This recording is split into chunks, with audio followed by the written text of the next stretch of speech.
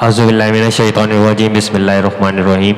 QS learning centre में आप सबको वेलकम करते हैं। आज की इस वीडियो में मैं आप लोगों को बताऊंगा कि एक्सेल के अंदर हम लोग अपना पिवट चार्ट किस तरह से बना सकते हैं और एक्सेल में पिवट चार्ट होता क्या है और ये बेसिकली किस पर्पज़ के लिए यूज़ होता है।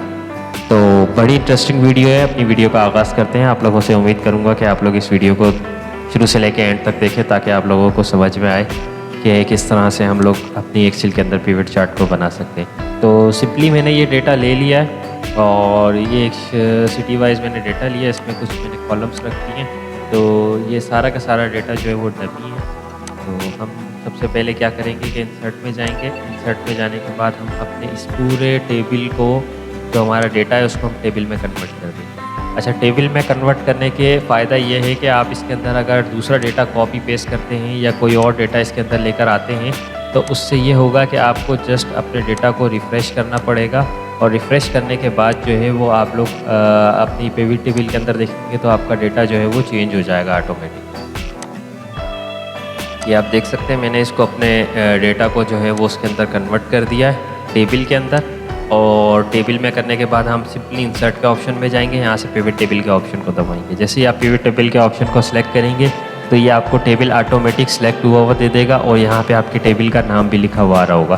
तो आप अपने टेबल का नाम चेंज भी कर सकते हैं। वो किस तरह से करेंगे मैं आपको आगे चल के बताऊँगा। तो फिलहाल आपने यहाँ पे सिंपल इसको सिलेक्ट करके ओके कर देना है। तो यहाँ पर आपके सामने जो है वो एक न्यू शीट ओपन हो जाएगी और उस शीट के अंदर जो है वो आपके राइट हैंड साइड के ऊपर जो है वो आपके टेबल के कॉलम्स आपको शो हो रहे होंगे और इसके अलावा यहाँ पे कुछ आपको जो है वो फील्ड्स शो हो रही होंगी। तो बेसिकली पिवट के अंदर 4 टाइप्स होती हैं। एक फ़िल्टर का ऑप्शन होता है, एक कॉलम का जो आपको यहाँ पे शो होता है, एक रोज़ का जो यहाँ पे ये रोज़ जो कहलाती हैं। कॉलम्स और रोज़ की वीडियो आप लोग मेरे चैनल पे देख सकते हैं। एक्सेल की प्लेलिस्ट के अंदर रखी हुई है। और ये वैल्यूज़ का कॉलम है जिसमें हमारी वैल्यूज़ शो होती हैं।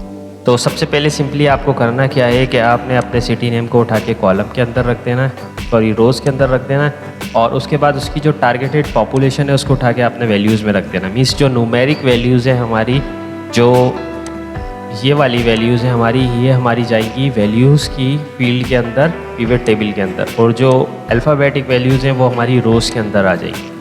तो ये सारा का सारा डेटा आप देख सकते हैं किस तरह से टोटल होकर आ गया। इसी तरह से हम आपको नंबर ऑफ़ ट्रेन सेलेक्ट कर देते हैं। यहाँ पे नंबर ऑफ़ स्टेशन इसके सेलेक्ट कर देते हैं। तो ये सारा डेटा हमारा यहाँ पे सम अप होके आ गया। मीन्स के बेसिकली होता क्या है कि पिवट टेबल के अंदर अब हमारे पास रॉ क्वांटिटी के अंदर डेटा पड़ा हुआ है। मतलब यहाँ पे 151 रोज़ है और अगर हमारे पास यही रोज़ 1100, 1200, 1500, 1500, 1600 या 2000 के करीब अगर हमारी रोज़ हो और हमें उन एरियाज़ की टारगेटेड पॉपुलेशन मालूम करनी हो तो वो हम किस तरह से करेंगे। एक एक को कैलकुलेट करके तो नहीं देख सकते हम लोग। तो इसमें होता ये है कि अगर आपकी जो नेम सिमिलर हैं और उनकी वैल्यूज़ उनके अगेंस्ट लिखी हुई है तो ये आपको टोटल करके बता देंगे। अब मैं सिंपली क्या करता हूँ कि मैंने आपको बताया था कि आप उसको टेबल बना लीजिएगा।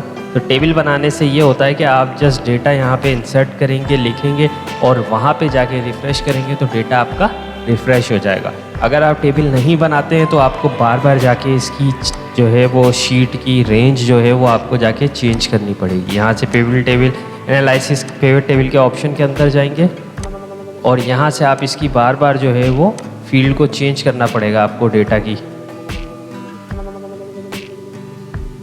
यहाँ से आप देख सकते हैं इसके अंदर आपने सिंपली जो है वो इसके एनालाइज के टैब में जाना है और यहाँ से चेंज डेटा सोर्स का ऑप्शन है, इसको चेंज करना पड़ेगा।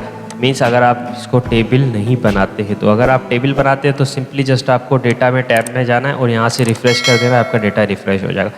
मैं सिंपली एक एग्जांपल करके आप लोगों को दिखा देता हूँ। ये वैल्यूज़ आप देख रहे हैं यहाँ पे कितनी आ रही है, 1324614। तो हम यहाँ पे कुछ यही डेटा कॉपी और पेस्ट कर लेते हैं।